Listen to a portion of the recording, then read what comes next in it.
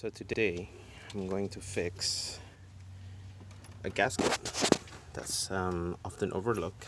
I'm going to fix the gasket on this 710, also known as oil cap. I don't know if you guys could see all these wet spots here. Those are all oil leak. So what happened is, over time, the rubber down here got pretty worn out from unscrewing and screwing back, doing oil change, especially since this engine has 260,000 miles. So I'm guessing it should be easy to replace this. I'm thinking this is all you need to just replace this gasket here. You don't have to unbolt this. So that's the part number.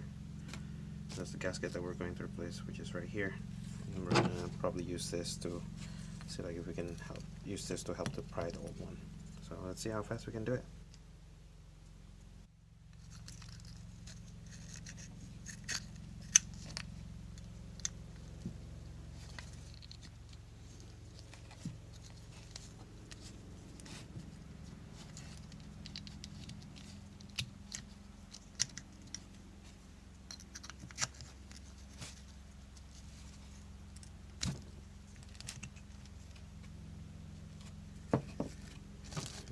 So yeah, and this one you can really tell, but I'm looking at them side by side and I can tell that the old one is slightly thinner. I want to say about 1 or 2 millimeter thinner, especially this ridge right here, than the old one.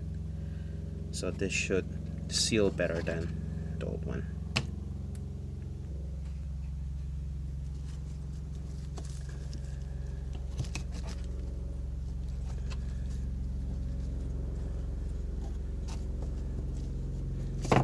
That's it, we're done. That was easy. So we're installing it. Make sure clean all the leakage here, just so that it's easier for me to track if it's still leaking or not. Alright, and then put back there you go, the 710 cap. I'll report back if it still leaks or not, but for now that's pretty much it. Also, it does feel more snug when I twist it, so we'll see if it's still leaking.